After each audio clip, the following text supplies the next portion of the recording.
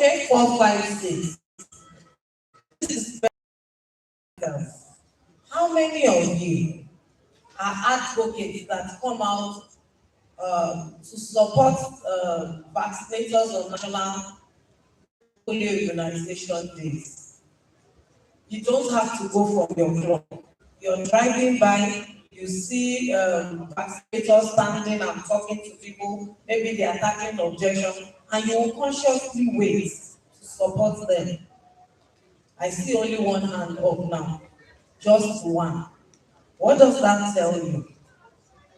That in terms of creating awareness, Rotarians, we're doing well, we're not doing enough. For those who can go on radio, on TV and talk, those who go to health centers to support, to give donations from clusters to ensure that we have better coverage of the children, you are doing very well. But all the others, we need to do more. We need to let people know that this is a war that has been won, but it must not come back. How many of us are even aware that if we do not continue to immunize, there will come a time when the herd immunity in the country will drop and then the disease can be imported back in. New York had no white polio virus case for 30 years, and suddenly they had one because people stopped taking their vaccinations.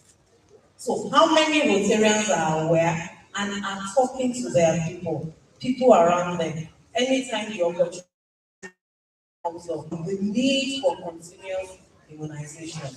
Awareness is not just about going on TV or radio.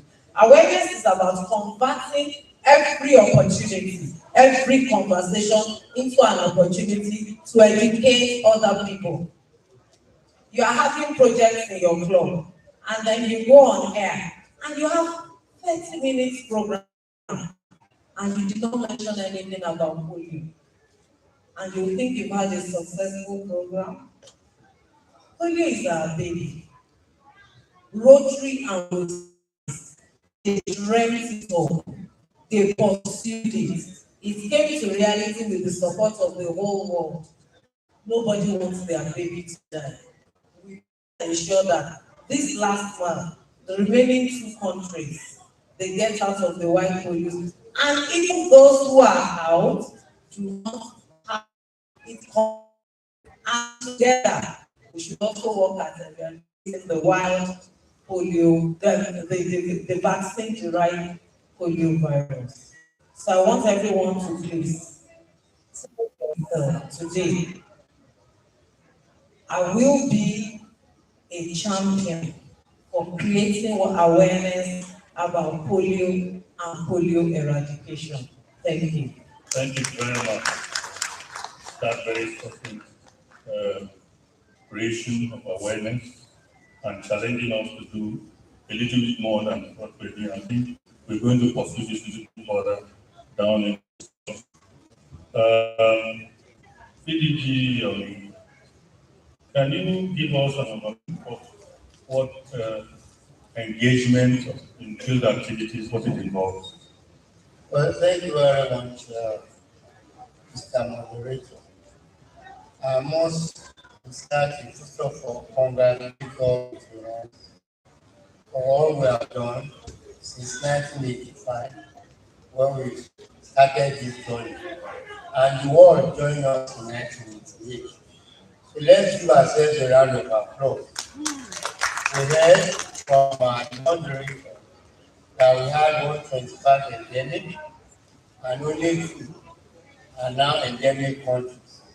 And this has been through the efforts of Rotary, through which billions of dollars have been spent, and millions of children who would otherwise have been paralyzed have been immunized. Another round of applause for Rotary and Rotarian. In terms of field activities, there are 4 main areas we want to look at.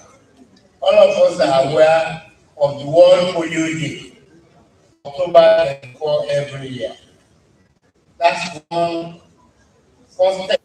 All of us are aware of the Nigerian National immunization days, NIDs, which occurs twice a year in May and March every year.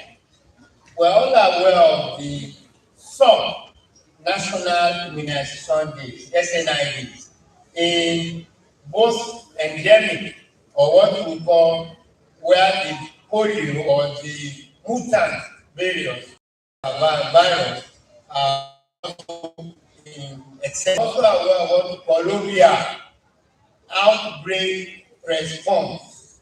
While we have before we used to carry out DEWEF where we had anywhere polio virus, but these days we carry out OPR where there is any occasion of the mutant variant. But we are also aware of what we call in-between runs.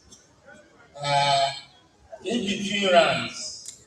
And we found out that our Rotary clubs all over the country have ensured that they have a local government to which they are going to carry out these 4 activities which I earlier mentioned. But the most important activity which is still is the routine immunization.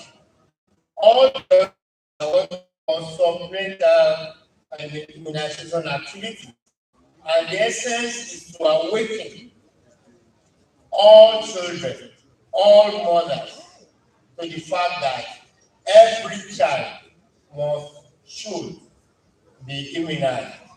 And these activities are community-based, and that's why every should attach itself to, because the immunization meeting place, the immunization is done in the community. And that's why I ask you to give yourself a round of applause, because many clubs there have ensured that the partner with various local governments all over the district, Lagos and Ogun State, to carry out the what we call field activities. Part of field activities is micro planning. You have to engage in micro planning, and this involves communities in which the children to be immunized, and determining ahead of time how many children in our various settlements are what's called demographically. This has been done by the World Health Organization, and so you can determine that when you want to do NID, SNID, outbreak response, or in between rounds, you are aware of the number of children you want to immunize. So there is a goal which must be, and every Rotarian, if you are not involved in micro planning, you might not be able to assist in ensuring that this thing is done. The second is the what's called the cold system, the cold chain system. It's very important that the vaccines must be at a certain level of potency for it to be meaningful for the children to have it.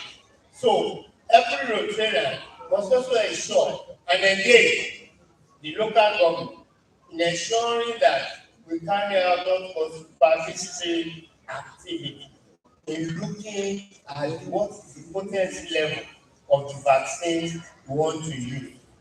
There is this what's called marking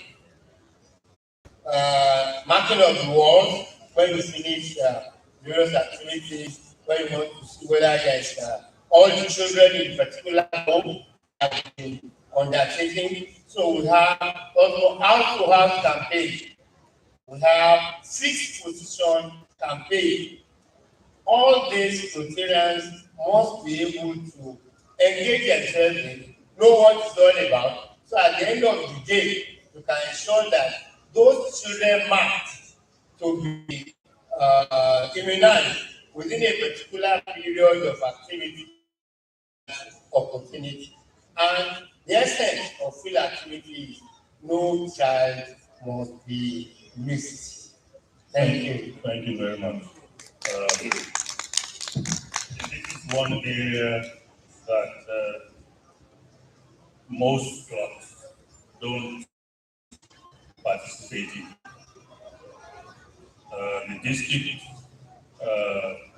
committee does its best to publicize these campaigns and request that clubs attach themselves to the nearest primary healthcare centers.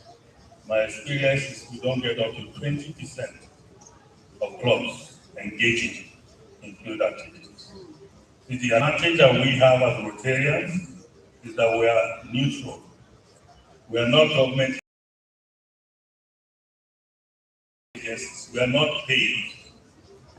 And we have a lot of costs. One of our major challenges is this non-compliance. In other words, you go to a home, you want to immunize a child, and the parents say no, because of some negative things that have been, on social media and in the news about vaccines.